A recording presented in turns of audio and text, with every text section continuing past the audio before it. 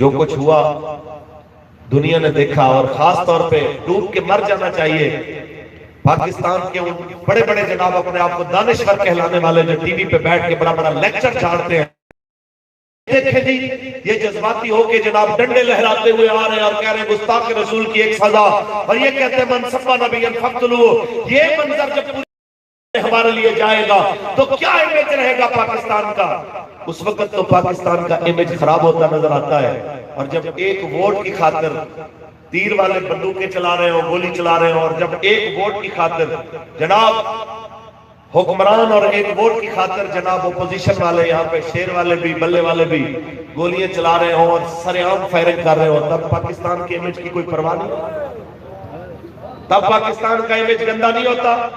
اور جتنے پرچے ہوئے ہیں کیا ان میں بھی وہی دفعات شامل ہوتی ہیں کہ 780 اور جناب اعلیٰ اس کے علاوہ بھی یہ جناب غداری کی دفعات، وطن دشمنی کی، ٹیررزم کی یہ دفعات تب بھی شامل ہوتی ہیں؟ یا پھر یہ دفعات وہاں نظر آتی ہیں جہاں پہ داڑھی والا ہو، جہاں پگڑی والا ہو، یا جہاں حضور کی عزت کی بات کرنے والا ہو؟ اتنا بات یاد رکھو کہ قلم جن کے ہاتھ میں رب نے دی ہے نا، انہیں یہ پتہ ہونا چاہیے کہ جو مالک طاقت دیتا ہے وہ طاقت کی حدود بھی متعین کرتا ہے. میرے کریم آقا دو عالم صلی اللہ علیہ وسلم کے غلاموں کو پتہ ہونا چاہیے کہ اس قلم کے ایک ایک حرف اور لگائے گئے جھوٹے الزام کا تمہیں اللہ کی بارگاہ میں جواب دینا پڑے. تم علماء کی جناب چادر چار دیواری کے تم نے تقدس پامال کیے، تم نے مسجد کے اندر بوٹوں سمیت جناب اعلیٰ فورسز داخل کی، اور اس ملک کے اندر جو ملک اللہ کے نام پہ بنا ہے، اور پھر کہتے ہو کہ ہم بھی عاشق رسول ہیں. یہ کیسا عشق رسالت، یہ کیسا عشق رسالت ہے جو تمہیں جناب اعلیٰ مساجد کے تقدس پہ بھی جناب تھوڑی سی شرم حیا نہیں دلواتا؟ تم لوگ اپنے وزیروں کو، وہ فوت ہو گئے اب تو سینیٹر مشاہد اللہ مرحوم، اس نے ویسے تاریخی جملہ بولا تھا کہ فواد ابو کو میں پٹا ڈال کے آیا تھا، یہ یہاں پہ کیا کرنے کے لیے آ گیا ہے؟ تو کوئی اللہ کرے اس کو حقیقت میں کوئی پٹا ڈالنے والا آئے، آمین کہے. اور انشاءاللہ یہ پٹا ڈلے گا جب حضور کا دین آئے گا انشاءاللہ. ایسے لوگوں کو واقعی پٹے ڈالے جائیں گے، لیکن تب جب رسول اللہ کا دین تک گیا. میرے بھائی تمہیں اتنا شوق ہے تو ان کو گھر لے جاؤ، جتنے مرضی ڈھول بجواؤ. تمہیں جتنا مرضی شوق ہے اپنے گھر جاؤ، وہاں پہ جا کے جو مرضی گند کرنا کرو. جس کو تم لوگوں کو اپنی گندگی کے لیے گھر ہی خدا کا ملا ہے کہ اس کے دروازے پہ آ کے تم ڈھول بجانے آ گئے. کبھی اذان دینے کے لیے تو تم نہیں آئے، کبھی تکبیر پڑھنے کے لیے تم نہیں آئے، کبھی جناب رسول اللہ کا نعرہ لگانے کے لیے تم نہیں آئے. تم لوگ صرف اسی کام کے لیے رہ گئے ہو. استاد فرماتے تھے یہود و نصارہ کی جنٹی بھی ایک حد تک کرو. اب تو یہود و نصارہ بھی پریشان ہے کہ یہ کتنے حد تک گر سکتے ہیں. اتنے گرے ہوئے لوگوں کا تو انہوں نے تصور بھی نہیں کیا ہوگا. کیسے لوگ ہو تم؟ اوپر سے مسلمانگی کا دعویٰ بھی کرتے ہو، عشق رسالت کے دعوے بھی کرتے ہو، اور حضور کی ناموس پہ ہونے والے حملوں پہ چپ بھی ہو جاتے ہو. اور میں یہاں پہ سوشل میڈیا کے دانشوروں کو بھی ایک بات کہوں گا کہ بڑے لوگوں کو آپ فیس بک پہ بھی اور کئی لوگوں پہ اتنے جذباتی ہو جاتے ہیں، اپنا ٹویٹر پہ بھی، کہ جو جناب قمر جاوید باجوہ صاحب کے خلاف بات کرے، جو ہمارے اداروں کے خلاف بات کرے، فوج کے خلاف بات کرے، اس کو چوک میں کھڑا کر کے گولی مار دینی چاہیے. میں نے کہا کیوں؟ کہتے جی وہ اداروں کا دشمن ہے. میں نے کہا سنو، اگر اداروں کے دشمن کو چوک میں گولی مارنا جائز ہے تو حضور کے دشمن کو مجھے بولے ہیں. کہتے ہیں وہ ریاست کا دشمن ہے. میں نے کہا ریاست کے دشمن کو گولی مار، رسالت کے دشمن کو اداروں کے دشمن ہے نہ فوج کے دشمن ہے. لیکن یہ ضرور کہتے ہیں کہ خدا کا واسطہ ہے ہاتھ میں ترازو پکڑو تو ذرا انصاف والا اور شرم و حیا والا پکڑو. کہ تم کیسے تول رہے ہو کہ اگر اداروں کے خلاف کوئی بولے تو اسے تو سرے عام نہ کورٹ کا پروسیس نہ ایف آئی آر، جناب کہتے ہو کہ جناب معاملہ عدالت ہی مار دینا چاہیے کیونکہ وہ ہماری ریاست کے جناب محافظوں کے خلاف بولتا ہے. اگر کوئی ریاست کے محافظوں کے خلاف بولے اس کے لیے سزا کا مطالبہ ہے، اور جو خود رسالت یا رسالت کے محافظوں کے خلاف بولے، بس اتنی سی بات ہے یہی، بالکل یہی جواب ہے. لیکن یہ تب ہے جب رسول اللہ کا دین تخت پہ آئے.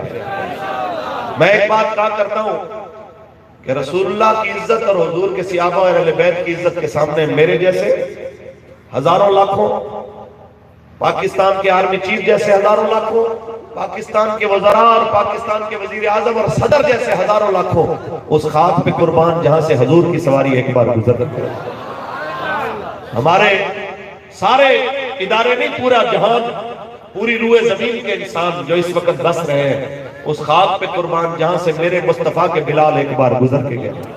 کیسی بات کرتے ہیں تم؟ اپنی عزت کے معاملے میں حساس ہو اور حضور کی عزت کا معاملہ آتا ہے تو پھر کہتے ہو امن کا درس، امن کا درس. اسلام واقعی امن کا درس دیتا ہے، لیکن تب دیتا ہے جب بلال کعبے کی چھت پہ کھڑے ہوتے ہیں. اونچی بولیے. یہ کیسا امن ہے کہ کشمیر میں بیٹیاں لوٹ رہی ہوں اور آپ پی ایس ایل کے میچ کرا رہے ہوں اور آپ کہیں کہ ہم جناب امن والے ہیں. یہ کیسا امن ہے کہ بیٹیاں برما میں لوٹ رہی ہوں، بیٹیاں جناب فلسطین میں لوٹ رہی ہوں اور آپ یہاں پہ امن کے راگ لاپ رہے ہوں. یہ کیسی بات ہے؟ لیکن یہ نادان، بے وقوف، کم عقل، جاہل، ان سے جتنی مرضی نرمی سے بات کرو یا سختی سے بات کرو ان کے دلوں پہ شاید پتہ نہیں مہریں لگی ہوئی ہیں. لیکن ہمارے ذمہ ایک کام ہے، ہم نے حق بیان کرنا ہے، چاہے اس کے لیے ہماری جان چلی جائے. اور اگر سچ بولنے سے کوئی بندہ موت سے پہلے چلا جاتا، اپنے وقت سے پہلے مار دیا جاتا، تو قبلہ امیر المجاہدین کے اتنے دشمن تھے تو آپ تو کب کے جناب اعلیٰ اس دنیا سے رخصت ہو جاتے، آپ کو کب کا شہید کر دیا جاتا. مشرف دور سے لے کے موجودہ خان صاحب کے دور تک ہر دور کے اندر بابا جی نے حق کی آواز بلند کی اور ہر حاکم کے دور میں آپ کی آواز جناب اعلیٰ اعلان حق کرتی رہی اور یہی مردان حق کی نشانی ہے. اور ایک امیر المجاہدین گئے اور ہر ایک کے سینے کے اندر امیر المجاہدین جناب اعلیٰ ایک پیدا کر کے چلے گئے. لبیک لبیک لبیک یا رسول اللہ. یہاں پہ میں ایک جملہ اور نعرہ چلانے سے پہلے ایک جملہ کہ جب ہم فیض آباد میں اب کی بار بیٹھے ہوئے تھے تو اس وقت وہ کسی ادارے کے بندے نے پوچھا نا سیکیورٹی پہ مامور کسی نوجوان سے کہ ہاں بھئی بابا جی نہیں آئے. انہوں نے کہا کہ ہم نے خود بابا جی سے عرض کیا کہ آپ نے تشریف نہیں لانی، اس لیے کہ اب ایک خادم حسین نہیں، اب ہر ایک کے اندر ایک خادم حسین موجود ہے. تمہیں خادم حسین چاہیے تو کہتا میں تیرے سامنے کھڑا ہوں، مجھے پکڑ کے لے چل.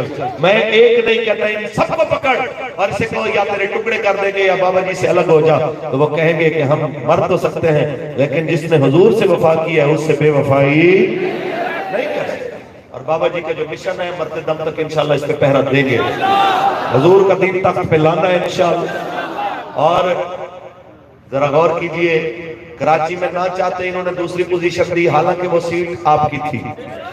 ہم چاہتے ہیں کہ یہ جو منہ دکھانے کے لیے کچھ دو چار چہرے ان کو مل جاتے ہیں کہ یہ بھی فلاں فلاں جماعت کے ساتھ ہیں. آپ اتنی محنت کریں کہ وہ لوگ بھی کہیں کہ یار بڑی ہو گئی، لوگوں کے نعرے لگاتے بلے تیر نوٹ کے. اب یہ نہیں، اب حضور کی بات ہوگی. آیا آیا آیا آیا. محنت کریں گے انشاءاللہ، ہمت نہیں ہارنی. جو مرضی ہو، جتنا مرضی آپ کے مینڈیٹ پہ ڈاکہ پڑے، جو مرضی ہو، ہم قیادت کے حکم کے پابند ہیں اور انشاءاللہ ایک وقت آئے گا ایک ایک پرچی کا انہیں حساب دینا پڑے گا انشاءاللہ. یہ کیا بات ہوئی؟ سدا بدماشی ان کی چلتی رہے گی، کوئی پوچھنے والا نہیں ہوگا. آگے تو حساب ہوں گے. بابا جی فرما گئے انشاءاللہ یہاں بھی حساب ہوگا اور وہ حساب آپ نے لینا ہے انشاءاللہ.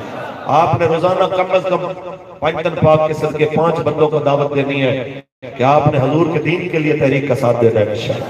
پکی بات ہے. اور یہ سوال جی لوگ مانتے نہیں ہیں جی کیا کریں؟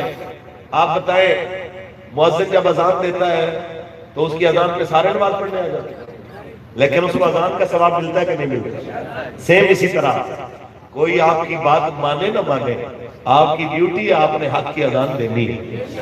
اسی لیے تو اقبال بولا ہے کہ اگرچہ بت ہے جماعت کی آستینوں، اگرچہ بت ہے جماعت کی آستینوں میں، اگرچہ بت ہے جماعت کی آستینوں میں، مجھے حکم آزاد لا الہ الا اللہ، مجھے لا الہ الا میرے بابا جی نے ہمیں یہی سمجھایا ہے، ویل چیئر پہ بیٹھے اور چلنے کی طاقت نہ ہو پھر بھی حضور کی ناموس کے لیے جانا ہے، 104 بخار اور ڈاکٹر بنا کر پھر بھی حضور کی ناموس کے لیے جانا ہے، دوائیاں سب تاجدار ختم نبوت زندہ باد کا نعرہ لگاتے ہوئے فیض آباد کی جانب آ گیا۔ آپ اور مجھے ہمارے قائد فرما گئے کہ جب مشکل وقت آئے آپ نے دین کے لیے نکل کے بتانا ہے کہ ٹوڑے تھے دوائیاں میرے یار رہن دے آقا دے بیماروں بیمار بس جناب اگر یہی میسج سنایا اور انشاءاللہ وہ وقت قریب ہے جب دنیا دیکھے گی پاکستان کا مطلب کیا، پاکستان کا مطلب کیا، دستور ریاست کیا ہوگا، سنیے آج کافی دن ہو گئے جگر گوشہ مل مجاہدین قائد ملت اسلامیہ صاحبزادہ محمد سعد حسین رضوی صاحب دامت برکاتہ العالیہ کی طبیعت ناساز ہے، دعا کریں اللہ تعالیٰ انہیں صحت تندرستی عطا فرمائے۔ آج بھی میں حضرت کی طرف سے اپنی مصروفیات کو بالائے طاق رکھ کے گو کہ میں کیا میرے جیسے لاکھوں بھی ہوں ان کی کمی پوری نہیں ہو سکتی، تو انہوں نے مجھے حکم دیا، میں چونکہ ان کا ایک ادنا سا کارکن ہوں، ایک ادنا سا سپاہی ہوں، تو میں آپ سے بات کرنے کے لیے حاضر خدمت ہو گیا۔ بلا وجہ آپ کو پتہ ہے کہ وہ کس باپ کے بیٹے ہیں کہ بلا وجہ تو کبھی وہ رہ ہی نہیں سکتے، تو طبیعت اس قدر ناساز تھی کہ شورا نے خود فیصلہ کیا کہ آپ کو جو ہے وہ تھوڑا سا اپنی صحت کے اوپر بھی توجہ دینی چاہیے، اور انشاءاللہ جو آپ نے وعدہ کیا ہے حضور کی امت سے کہ ہمیں مسجد اقصی میں بھی انشاءاللہ نماز ادا کرنی ہے ہم نے، اور بابری مسجد بھی انشاءاللہ دوبارہ تعمیر کرنی ہے انشاءاللہ، تو اس وعدے کی تکمیل کے لیے ہمارے قائد کا صحت و سلامتی کے ساتھ پروقار انداز کے ساتھ جناب اعلیٰ ان کا سایہ ہمارے سر پہ رہنا یہ ضروری ہے۔ دعا کریں اللہ انہیں عمر خضری عطا فرمائے، اللہ تعالیٰ ان کی برکت سے نبی رحمت کا دین تخت پہ آتا دیکھنا ہمیں نصیب فرمائے۔ آج جن ساتھیوں نے محنت و کاوش کی میں ان سب کے لیے دعا گو مالک انہیں دونوں جہانوں کی عزتیں عظمتیں عطا فرمائے، مالک اپنے حبیب کا صدقہ حضرت کے تمام کارکنان مریدین معتقدین سب کو دنیا اور آخرت کی عزتوں سے فرمائے۔ 14 مارچ بروز اتوار بعد نماز عشاء جگر گوشہ امیر المجاہدین صاحبزادہ محمد سعد حسین رضوی تاجدار ختم نبوت کانفرنس کے لیے بامقام جامع مسجد مریم پیر کالونی گلی number 4 Walton road Lahore Cantt میں تشریف لا رہے ہیں، اور آج کی کسر انشاءاللہ وہاں پہ پوری کریں گے، دورہ کتاب حضرت سے سنیں گے انشاءاللہ۔ لبیک آپ سب ماشاءاللہ کھانے کا اہتمام کیا گیا ہے، سارے میں کھانا کھا کے جائے گا، سب بھائیوں کے لیے کھانے کا اہتمام۔ آپ احباب سے گزارش ہے ایک شیخ اسلام کو ہوگا اور اس کے بعد انشاءاللہ دعا ہوگی۔ اس محفل پاک میں جن احباب نے جتنی محنت کی ہے ہمارے ساتھ جتنا تعاون کیا ہے میں ان سب کا بہت بہت شکر گزار ہوں۔ یہ سیکورٹی والے افراد اپنی ذمہ داری نبھائیں گے، آگے نہ آنے دیں کسی کو۔ آپ احباب نظم و ضبط کا مظاہرہ کریں، آپ کی بڑی مہربانی ہوگی۔ اس محفل پاک کو سجانے کے لیے میرے ساتھ میاں فیصل محمود صاحب نے جتنا تعاون کیا ہے اللہ کریم کی ذات اس سے واقف ہے، اللہ کریم ان کو اور ان کی جتنی ٹیم نے جو ان کے ساتھ چلتی رہی ان کو اجر عظیم عطا فرمائے، اور ہمارے مہمانان گرامی جتنے بھی اس محفل پاک میں تشریف لائے میں ان سب کا شکریہ ادا کرتا ہوں، اور خصوصاً ساجد رحمانی صاحب نے اس محفل پاک کے انتظام کے لیے میرا بڑا ساتھ دیا ہے، اللہ کریم ان کو بھی اجر عظیم عطا فرمائے۔ السلام کے لیے مصطفیٰ جانے رحمت لاکھوں سلام شمع بز ہدایت پہ نام جے سہانی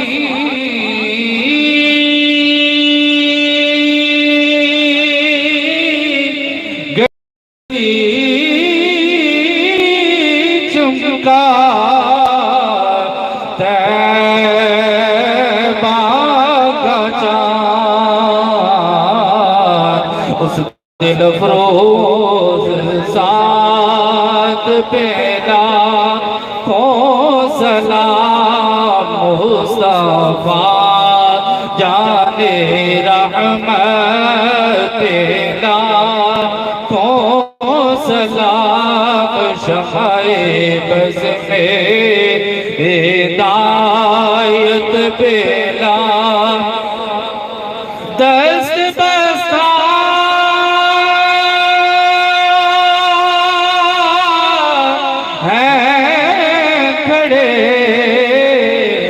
آقا جی حاضر غلام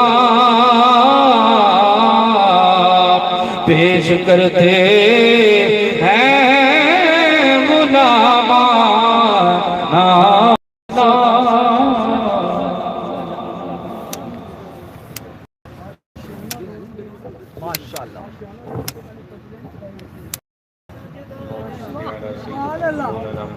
وعلى آل سيدنا ومولانا محمد وبارك وسلم وصلي عليه یا الہ العالمین. تلاوت ہوئی، نعت خوانی کی گئی، بیانات ہوئے، جتنے بھی کلمات طیبات ادا کیے گئے انہیں اپنی بارگاہ اقدس میں شرف قبولیت عطا فرما. اس پروگرام کے انعقاد میں، دام میں، دل میں، قد میں، سغنے جن جن احباب نے سعی کی، الہی سب کو دارین کی عزتوں اور برکتوں سے مالا مال فرما. جانشین حضرت امیر المجاہدین صاحبزادہ والا مرتبت حافظ سعد حسین رضوی صاحب کو صحت کاملہ عاجلہ نافع عطا فرما، اور ہم سب کے مربی و محسن حضرت قبلہ امیر المجاہدین رحمہ اللہ تعالیٰ کے درجات مزید تر بلند فرما. مولانا مشتاق احمد حاکمی اور ان کے جملہ رفقائے کرام کی زندگیوں میں برکتیں عطا فرما، ان کی مسائی میں برکتیں عطا فرما، ان کی عزت و آبرو میں مزید اضافہ فرما. سبحان ربک رب العزت عما یصفون وسلام علی المرسلین.